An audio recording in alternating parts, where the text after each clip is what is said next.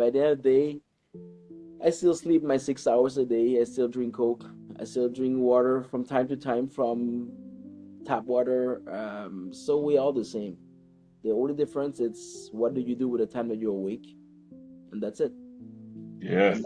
And younger, I was overconfident. I was cocky, and what I have learned from that is just you are creating your own challenge. I think life is full of challenge already. You don't need to Oh, create your on top of that. So please set your expectation low, so we have a chance to become friends. yeah.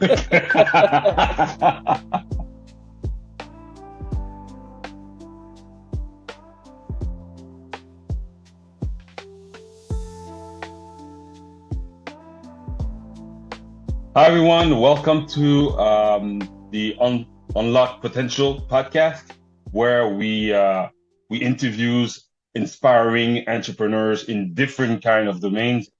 Today, I am honored to have a dentist, a CEO, my mentor, and most importantly, a friend, Dr. Back with us today. We're going to talk about this journey. Hi, Dr. Back. How are you doing today? Dr. Back and Jane. Hi, Kevin. It's a pleasure for me to be here. Thank you for the kind words. Now you've set the expectations pretty high. Let's hope that people are not too difficult with me. Oh, I don't think so. As soon as we get into the matter, people will see how amazing you are. You're not Um, helping. You're not helping right now. But if I may, let's start with this. It's by the end of the day, I still sleep my 6 hours a day. I still drink Coke. I still drink water from time to time from tap water. So we all the same. The only difference is what do you do with the time that you're awake, and that's it. And yes. younger, I was overconfident. I was cocky, and what I have learned from that is just you are creating your own challenge. I think life is full of challenge already. You don't need to Oh, create your on top of that. So please set your expectation low, so we have a chance to become friends. yeah. Well, From the bottom of my heart. no problem. Well, back. Let's start with let's tell us a little bit about your early days and what inspired you to enter the field of dentistry and business, basically. So this is a long short story, but to make a short story, you look at me, you see an Asian. My parents are immigrant, so the only way for me to make it home was to have the title DR in front of my name, whatever it takes. And this is a story. What is less classic? It took me 20 years to admit that in public. So that's the my own recipe. What's also a little different about me is I was born an entrepreneur. I am attracted to people, not to thief, not to science, not to books. Funny that today I am recognized in all those fields. What is driving me forward is the love of people. So it took me some time to find my ways back to that. People will say, "Yeah, as a dentist, you can connect with people." Yes, I did that, but it's still a small part of the soul I was looking to touch. And Okay. as you get older, you always kind of resort back to where you were supposed to be. Took me 20 years, so I'm not the fastest. But at least today I'm at peace with myself. So the what inspired me? Nothing inspired me. I was forced into becoming a doctor. Then I make the most out of it. I'm a doctor. What helped me is the power of gratitude. Because dentistry wasn't forced to take me in, but it did. And by dentistry, I talk about the profession as a whole, patients, professor, colleagues alike. It gave me a chance to have a title and also a social status. You know that if you play well with social status, come also a credit line. So that helped a lot. Slowly, as things are getting comfortable, I was always pushing further and further. So I was that thirst of mine of connecting made me very unique as a dentist. Because let's be honest, nobody likes to go to the dentist. They hate Oh, to be at that chair, in that chair, I hate to be Hmm. there too. That was the first connection we had. You don't like it, I don't either. Let's make it fun. And in the right kind of way. And the odd thing is, when you are the dentist, you don't need a funny guy to laugh. You take everything that'll be thrown at you just to have a lifeline out of that chair. So very quickly, I became a human dentist. And I cannot say Okay. that you don't want another human, but you don't want us still there to treat your teeth. In my case, teeth was in my way to connect. And something else that I am fortunate is I'm very quick working. So if I know what to do, if I have identified the problem, things are going very well. So most of the time that I have with my patient was, yes, to identify the problem, but to create that confidence, that connection that we need, that human connection. And that was kind of the secret to my success as a dentist. Now it worked so well that I signed with myself 10 years being a dentist and said after that I'm going to give myself the chance to do something else. Okay. Now in today I think it's my 24th years as a dentist. I'm trying to slowly emerge out of it, but my patient love me that much, and I can tell you that I stayed because I love my patient too. So Mm-hmm. nothing inspiring of me getting to dentistry. What kept me there, though, I think that was a unique story and something that I think most people can relate to. I'm not here to try to recruit dentists, so this is not a sales speech. It's not a recruitment speech. It's like whatever you do, whatever you stop doing in life. Pretty sure that is not your first choice, but there's always a way for you to leverage your way out of it, or at least to leverage your way when you'll be doing it to have fun. And the day you have fun is the day success will come knocking at your door. I can tell you that. Um, Funny is, I come from a family of doctors. Everybody wants to be doctors. People before me, people after me. That was kind of the mold. I was a black sheep. When I got into dental school, people were like, "Oh shit, he made it." At least they didn't know what I would have become if I wasn't a doctor, and today we laugh about it. But today I'm a top 100 doctor. I'm one of the most influential doctors, and that's not me saying. That's people saying that to me. And I became a very influential doctor, not because I was the best, not because I was the smartest, because I was looking to connect. And that Mm-hmm.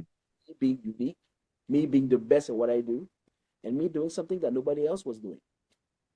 So if you're looking for, let's say that people are in a very short attention span and they want to lock out right after this one, try to find a way to love what you do, even if you hate what you do. Everybody likes winning. Find that edge of yours, and you'll be surprised how that unfortunate luck of yours can turn into something very cool. Well, that's really amazing what you're saying because me in the way I'm completely different from you. I'm a task oriented kind of guy, and once I'm in that task, I'm fully focused. Nothing around me disturbs me, and sometimes people think that I'm always mad because I have such a serious face, but in my challenge with the way that I am is to connect a little bit more with people when I'm into my task because that's an issue. But and also that's also another way that this challenge me is that I'm so focused on something and I'm also a perfectionist. When I start something, I want it to be perfect and I delay the time frame when I'm delivering what I'm working on. And I remember a few years ago, I used to work in a company called Math Science, which is a company that goes into elementary school, daycare, and to teach kids fun in a fun way.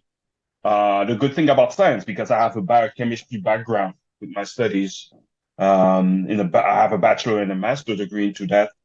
And My boss was telling me, Kevin, you're doing a great job, but here's something that is your challenge. You take too much time when you do something because you want it to be perfect. You need to have a way, you need to be able to analyze what you're doing. Is what you're doing good enough? If it's good enough, stop, move on to the next task. So that's always something that I'm working on. And because I'm so focused, the human side sometimes and the perfectionist in me, it's always tough, a fight that I have within me that focus on what you're doing. That way you do it well, but don't focus too much and spend too much time to deliver what you have to do. So Yeah, that's Given, it's I know that right now you're the host, but if we take back our role as mentor-mentee, mhm, I will have to strongly disagree with what you just said. First thing is, you cannot be somebody else than yourself. So if you're a task-oriented person, mhm, accept that and excel at it. The worst thing you can be is to try to be something you're not. I was not a task-oriented person. I became one, but I was a people person. So because I needed to stay alive, I needed a way to connect with people. Then I got late in my schedule. Then I have to be very efficient executing the task. Then I have to be focused. But it came as a side effect, not because I want to be that. So in your case, if you want to find, and by the end of the day, you might be doing the same thing, but the priority will help you go through. So if you're a task-oriented person and you know that that's how you are, you have to accept that. Don't try to fight it. Embrace it, empower it. To be that person will also means that you will have to pay a certain price. mhm. And Yeah, on top of those price, sometimes you have to give up something else, something completely opposite to it. So by the end of the day, if you go through this, it's not easy, but because you know that that was your nature, nothing will stop you from getting out of your nature to just compensate kind of the counter effect that you are creating, just being too focused on yourself. So that's number one. That's an opinion, but if you want to be a champion, the only way to be a champion is to be yourself. You cannot be a yeah. champion copying somebody else. Number one. Number two, and I hope that that person, that boss of yours, is not on the line listening to us, but that is shit. That advice is shit. It's basically trying to tell you how to be a mediocre employee. I know that they're standard. I know that they are um, stuff that can be average. But how can you move forward in life being average? It's never good enough. So again, let's go back to you have to know who you are. Mhm. Then you know what you want. So if you need more time to take care of a task, there's a reason. Yes, you will have to fit inside of the constraint of your job. But if you train yourself just to be good enough for that person, next time you have to change boss, the next boss will give you another set of standard, and you have to go to that again. So basically, you're a prostitute somehow, if I may. I use very strong imagery, but that's not being authentic to who you are. I'm not saying to impose who you are to everyone, but you have to keep your integrity to yourself. So let's go back to your case. You're a task-oriented person. You super concentrate when you do something. At least you know that. Apologize in advance. Tell people that, okay, I'm not mad. This is what I'll be doing, and I want to give you the best. Allow me to. You did your job. Then do your job and deliver. If it's okay to you, now you have to make sure that it matches the standard of your boss, your team, your company, or your client. But if it matched their standard and you over deliver, be open to hear it. But don't set yourself at that standard because that boss will change. That client will change. So maybe I was a little harsh on the wordings, but to deliver a job, which is just a job, Mhm. and you have to do average, will be the best recipe for you to get to be stuck there for the rest of your life until they replace you. If you're looking at this podcast, you're looking for more, you're looking to evolve. Be yourself, excel, excel for yourself. The fact that you're pleasing your clients should be a side effect. Don't fight them though. Make sure that you still know that they're the boss. Hmm. They're not the one setting the standard. Your standard should always exceed the expectations, right? Yeah, yeah, yeah. You know, So I did cut mm-hmm. you there, but make sure that you make a difference between what is required of you Mm-hmm. and what you should do, especially if you're in the entrepreneurship field and doctors. But you know what? Uh, what you're saying, I was thinking about all my job uh, experience that I had every, through my life, and that's always been something that I was told until where I'm working right now. Um, I am able to work within the parameters that they set because I've been working in call centers, and of course they have parameters for to make sure that we answer as many calls as possible.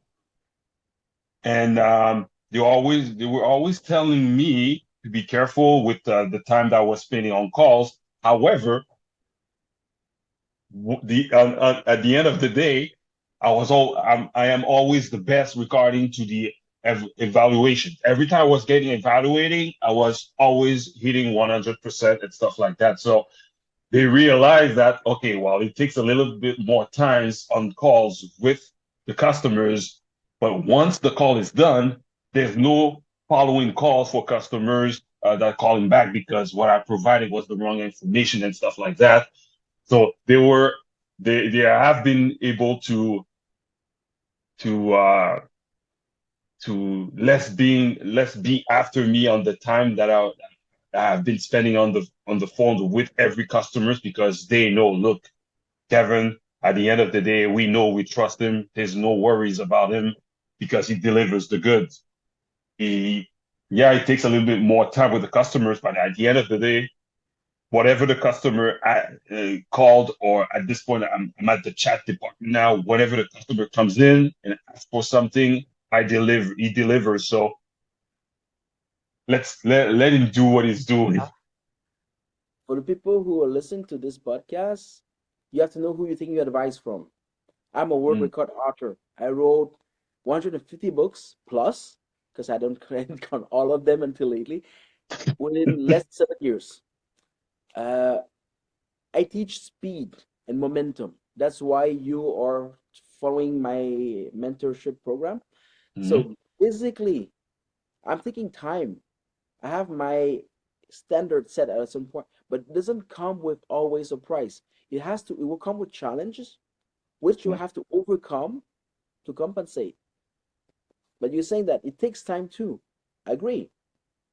Doesn't mean that I have less time than I do in a week what people usually can do in a year. And Yeah. I take my time.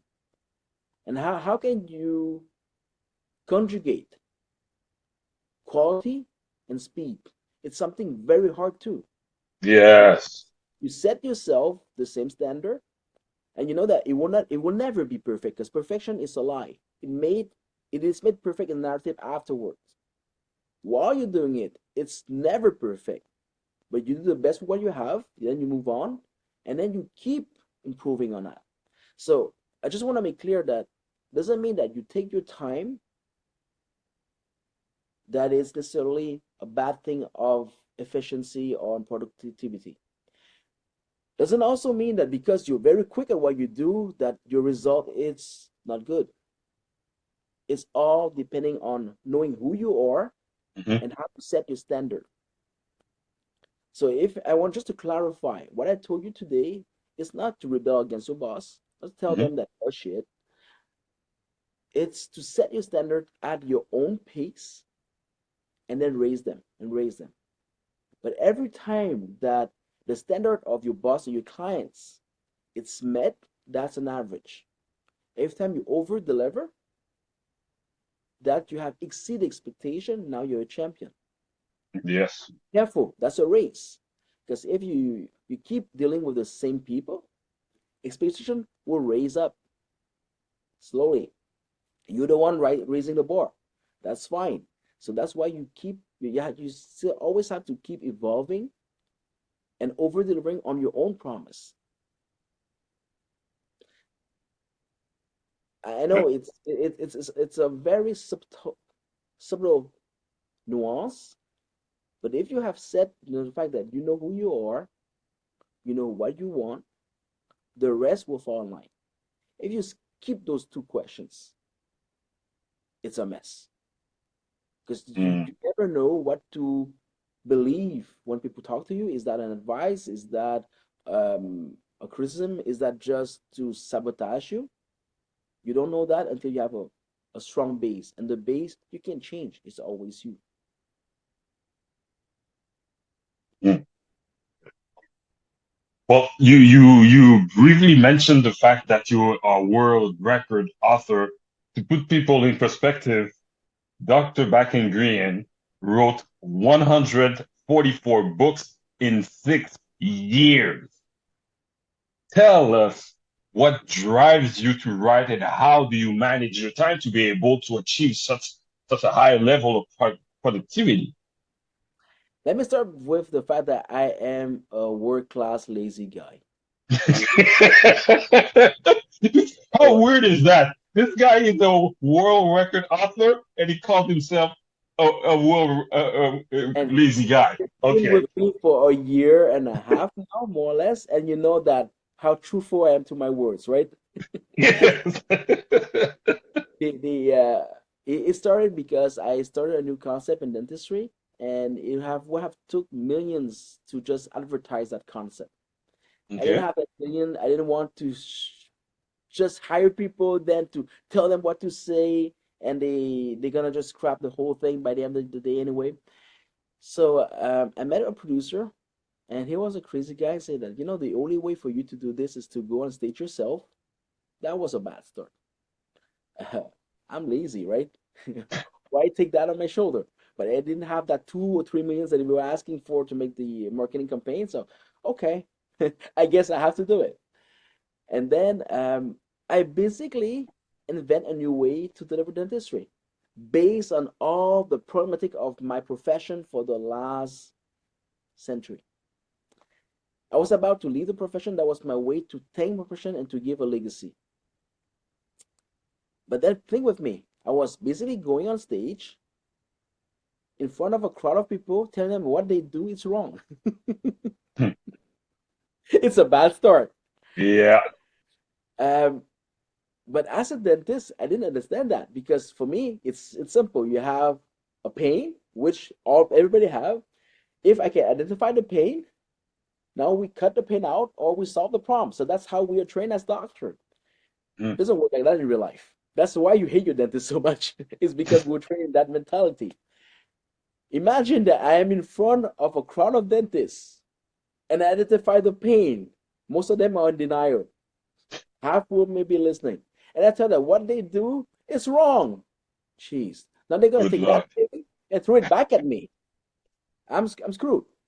So that producer of mine helped me through that process and say, you don't want to confront people. You don't want to tell them what they do is wrong. So what do you want me to do? Say, let's change audience. Okay. That was to sell to. And then before speaking, I had the wisdom of listening to the whole answer first. And you're an entrepreneur by nature. You don't have to sell that. You in front of future entrepreneur or aspiring entrepreneur, and just tell them what you do. Just share with them what you do and why you're doing it. That will build up your confidence and charisma. So the day you're gonna arrive in front of a crowd of dentists, you might get out of that one alive. Since I'm lazy, I like that plan.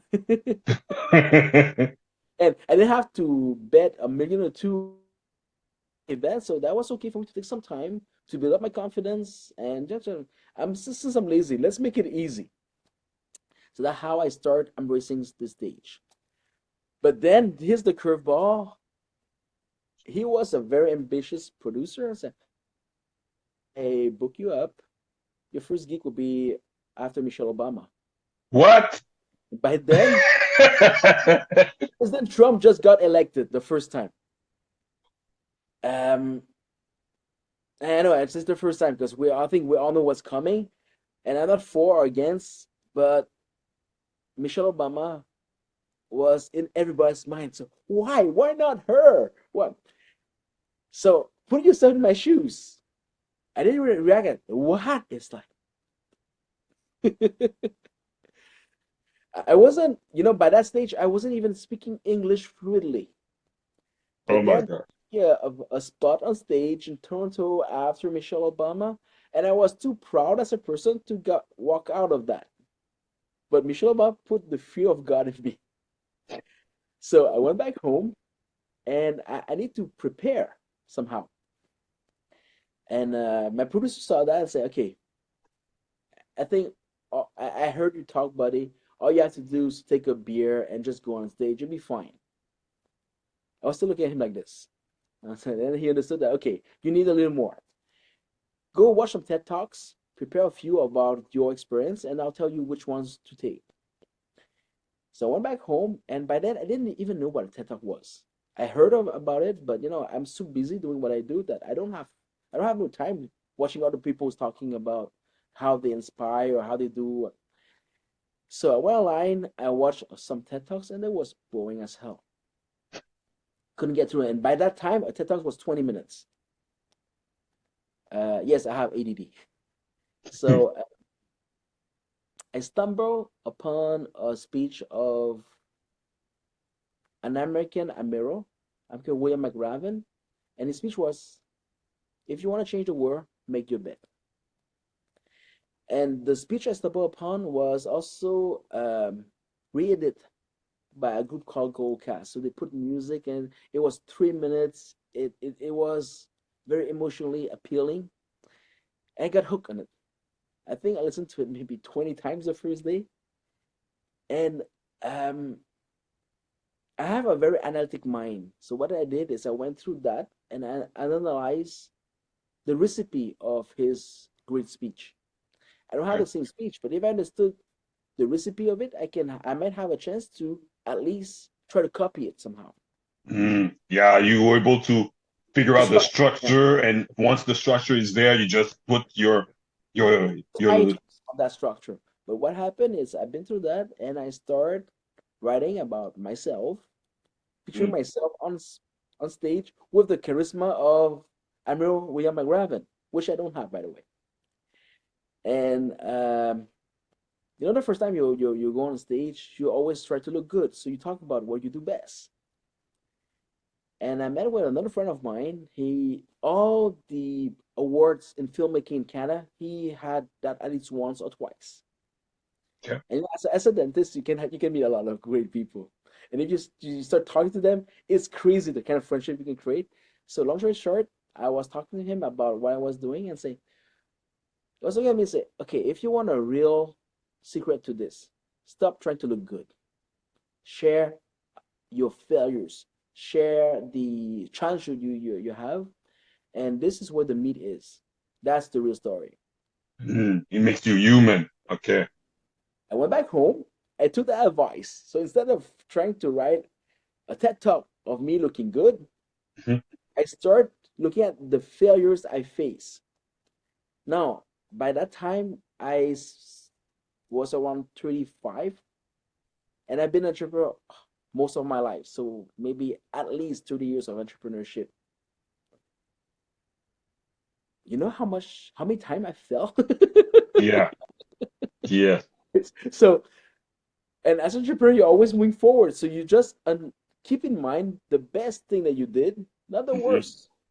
But those are still somewhere inside. You won't deny it. So when I start writing about my own failures, man, it's like it opened a gate and things just flood away. Mhm. So easy to write about those. But I did survive every one of them. So my speeches were getting better and better. I kept writing from my phone. I was just like texting from my phone because it felt so good. finally speaking about my failures. Long story short, usually I do this at 4 in the morning. So between 4 and 7, I have 3 hours for myself. Then the day start and that my real schedule take over.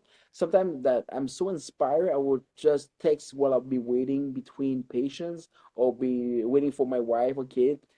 And writing is texting. So I was writing from my phone, basically from the note application.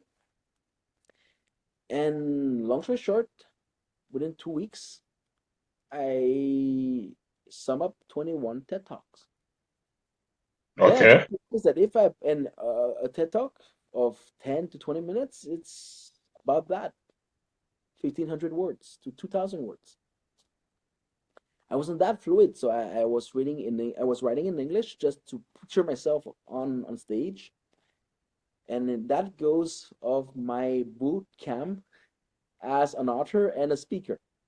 Today, people think that English is my native language, which it's kind of are, kind of is by now. You see, I still have to make sure that my verbs are well, but it's all confusing in my mind because I need talking to share.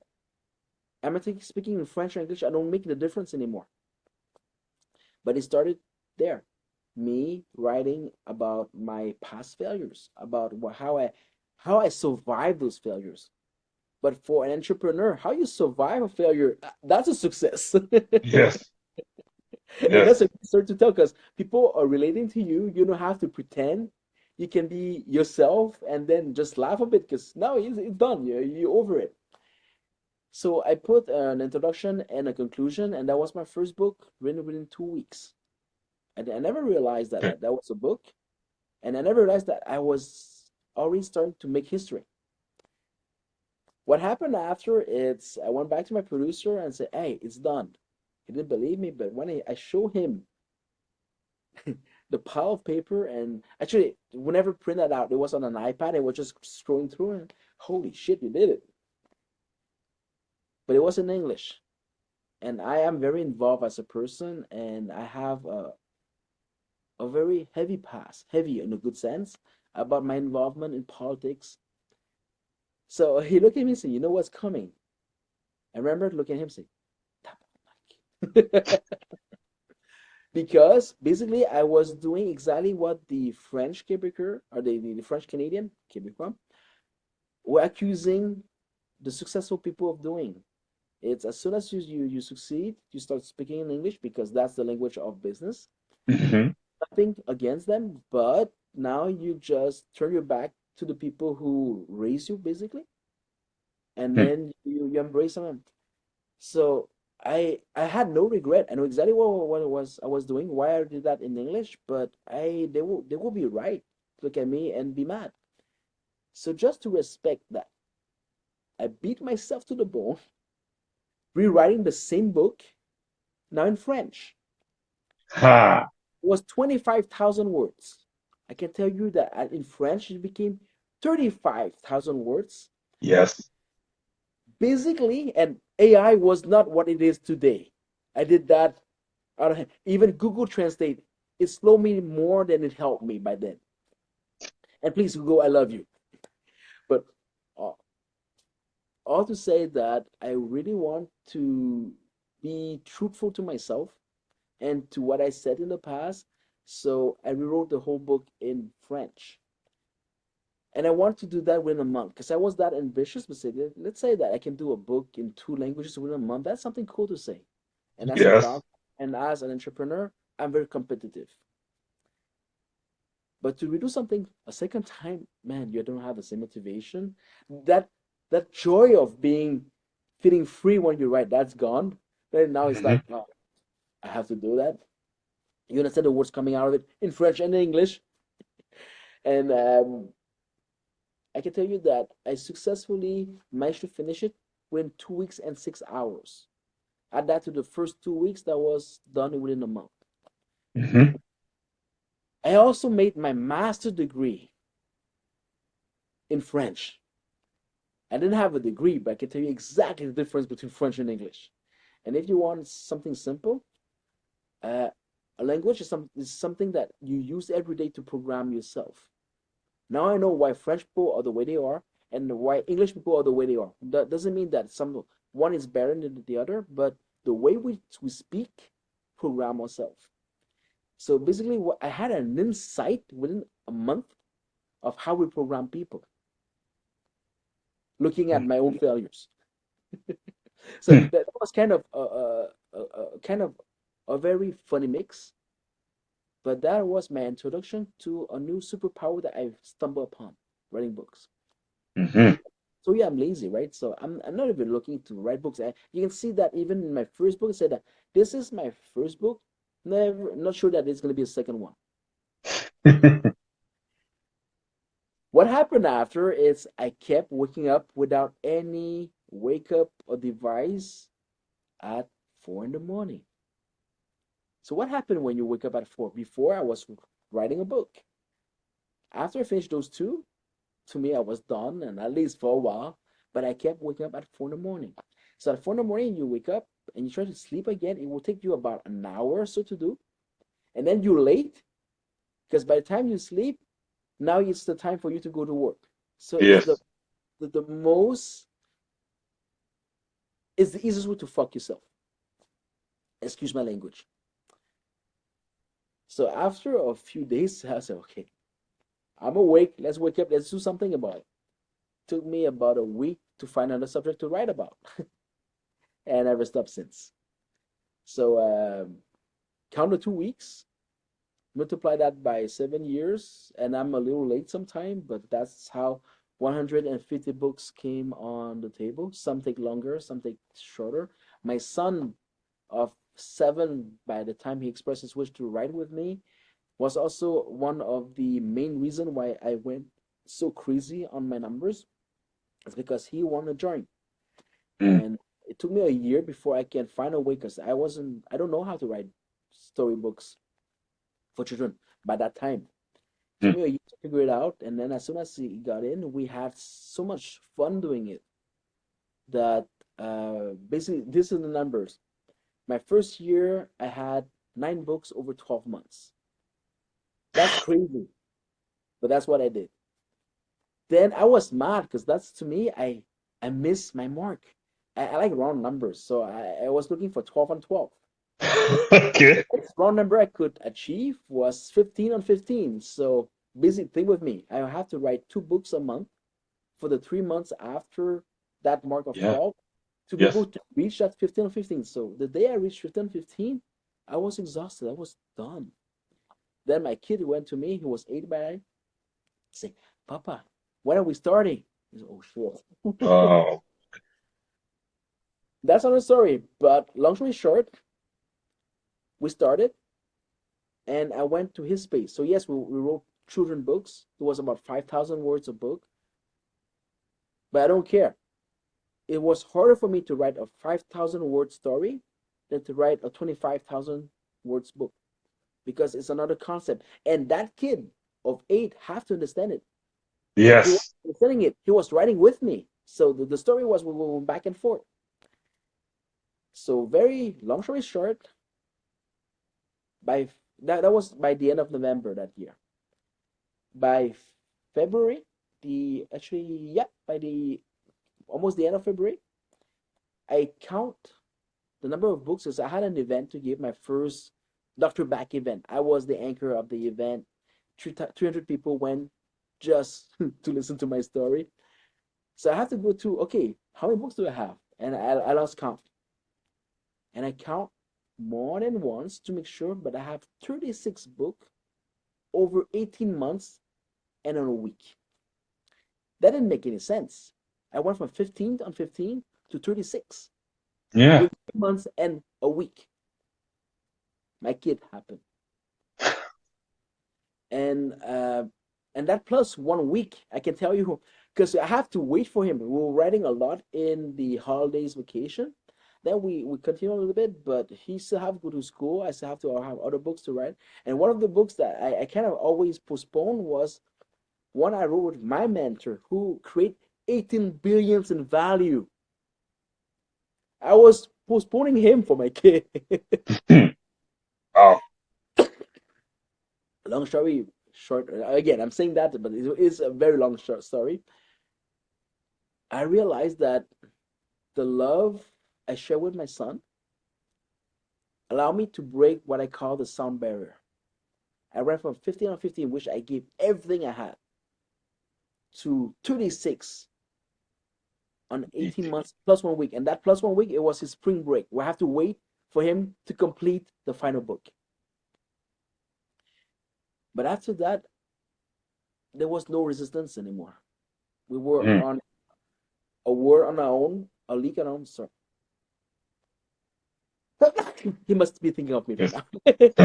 now. And by that time, I didn't master the art of publishing. All I mastered the art of writing. Okay. You know, if you spend about 1 to 3 grand to edit each of your book, if you have one, it's okay. If you have 36, that's gonna put you under. Yeah. So by then I have to say, okay, so what's next? It's I have to learn to publish and edit my own book. That took me another 3 months or so, and by July that year or August that year, I was fluid with Amazon and Apple Books, who start releasing my books a few hours after submission. Apple went first, so I was always be grateful, and Amazon followed very quickly. And when I talk about Amazon, I talk about paperback book. So those two companies were kind of my first big fans. It gave Mm. a body to what we do. It gave also recognition that we are now real authors, published authors.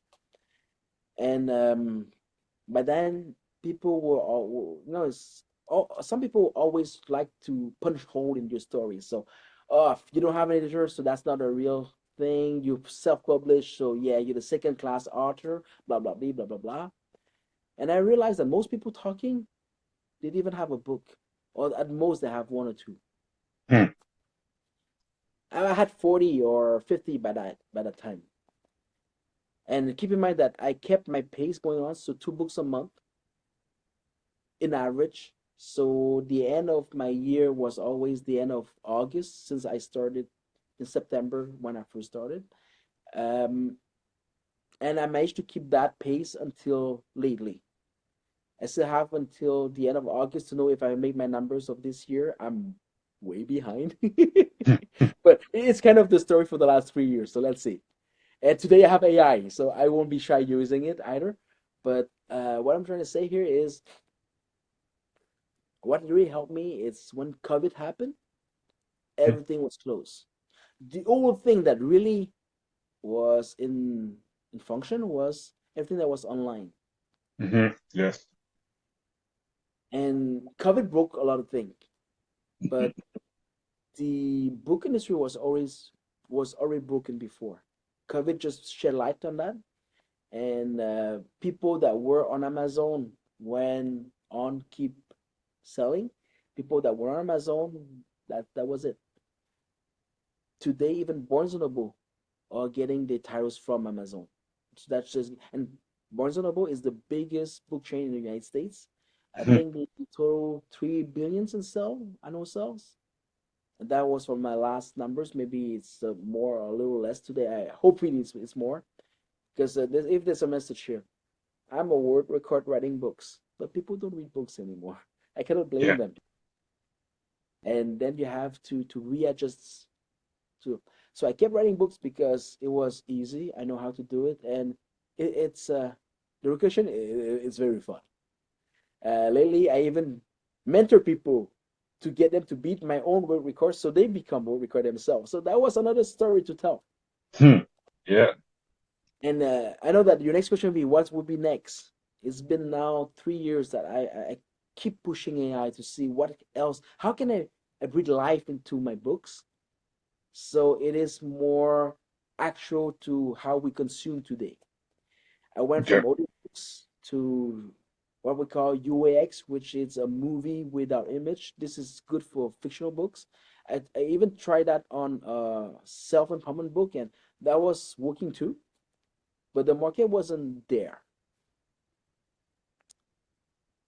Lately, with the advancement in AI, and since I was there since kind of the beginning, um, I leverage each single advance in different AI, and I kind of package all of that. So I am happy to, for the first time, announce publicly that we are releasing this year a documentary of 3 hours on economy called COVID Economics. Is there to defend you. It's there to defend the world post COVID and how to not just let things go while and again read about the mistake in history books. And I made that heavily leveraging AI. So I should have said that because the, the, the documentary by itself has its value. With Hmm. your love, with your support, and with some luck, we might even have a chance to reach the Oscar. That said, that was on my standard, so I have very high standard. But what it's mind blowing, it's how can a guy like me, a dentist, Yes. yes, I have means, I have money, I have teams, I have apprentices like you, Kevin, who contribute. But how can you make a 3 hours documentary that can have a chance to aim for the Oscar without the support of a studio? I had better. I had AI rising. So I'm gonna leave each of you to discover that and make your own opinion of what is AI. Is it AI good or not? The documentary itself is there to help you or help you understand how can you leverage your voice in order to not get fucked in the future. And I'm using that word a lot today. I'm very polite as a person, but I think it's enough. It's enough. We have to make us stand at a certain point without rebelling. And for this, you need to have the right information first. That's what it is. The right information provide to you. Hmm. The fact I use AI to do it, it was the only way for me to get to that stage. If not, I will have to get in line in the studios, get in line at the government, and then maybe hope that they are interested. And usually, if you say something that is not going in their way, they're gonna just turn it down. Hmm. That is the hope I'm bringing to every one of you today. I know we went from me being a dentist to me being an author, and now it's a hope for everybody. Be true to yourself. Know who you are. Know your talent. Know your flaws. So leverage the right one. You can avoid stepping on the flaws, but you cannot deny them either. And you have to understand how to empower your own strength. With that said, if you can be confident enough to be open, to embrace novelty, in other words, to embrace what you don't know today, you have a chance of becoming something else completely. And that was my story. I had some talents, I have some resource, but not enough. But because I knew who I was, because I knew what I was looking for, and I was open to everything else that I didn't know. You have a 3 hours documentary, Hollywood standard, I hope, and that can be made now by people like you and I. Actually, even if I may, I'm going to put you some pressure here because I know that this was a favor to you, Oh but boy. nothing is free with me. All right, bring it. What will be to match me on that? And your public will be the witness of your own rise because you've been through with me. You know how I work. You know how I think. You have access Yes, to the same tools, and the tools are just getting better and better. So every hopefully, day. before the end of this year, you'll be seeing a documentary from Kevin, and that should tell you something else. Like, holy shit, those guys are not crazy. They might be crazy, but they're not bluffing. Hmm. And that's the power we bring to you today. So take the time to know who you are. Take the time to know what you want. Then you can ask yourself, who can I help? How can I provide something of value? And if guys like me and Kevin leverage yourself from an ideal to a purpose to Hollywood, you too can. Well, a lot of surprises. I wasn't aware that we were at the stage that we could announce your documentary back. Wow, yeah, you have these tendencies of always rising the bar and bring surprises, good surprises. Well, that wraps up today's episode. I have a lot of other questions, but I want to cut it short, huh? but but there's no way this is the only episode that I'm inviting you to the podcast back. I'm bringing you back, that's for sure. Thank you for spending some of your precious time with us today for the podcast and to share your path and your knowledge, some of your knowledge with us. Thank you again back for everything that you do, and can't wait to see what's coming up next from you back. By the way, for people who want to reach out to you, how can they reach out to you, Dr. Back in the end? The easiest way is to look me up on LinkedIn. I'm very proficient and eminent on LinkedIn. But Mm-hmm. it's for me because LinkedIn comes also with who you are, so it's easy for us to speak. It's also how I have access to a lot of very powerful people around the world. It's through LinkedIn. Now, you can try on the other social network like Facebook or Instagram, but it's not as reliable. So let's say that you've been through this and you want to make a dent in the universe. You need advice. You want to go even to a mentorship, or you just want to read a book. Look me up. I'm on Google. That's the easy part. If you want to reach me personally, go from LinkedIn. If you don't have an account, this is my advice to you: make one. If you want to gain influence, that's the only way to go. Um, because you're not connecting with a fan base, you're connecting with peers. Mm-hmm. So, Dr. Bak Nguyen, I have the same name everywhere. BAKNGUYEN. And I'll be looking forward to connect with you. And if you do, please give me some context. So you have no idea how many mails I receive a day, but put me some context that, oh yeah, you've been through a podcast from Kevin and you like us too. Or what you can also do is write to Kevin and he makes sure that next time on the podcast you are invited and you can be able to even ask your own questions. There you go. There you go. All right. Well, thank you again very much back for your knowledge and your time. Thank you, everyone, for tuning today into the Unlock Potential Show. Join us next time as we uncover more stories of innovations and success. Don't forget to give us a thumbs up, press the subscribe button, and ring the bell so you won't miss our next episode.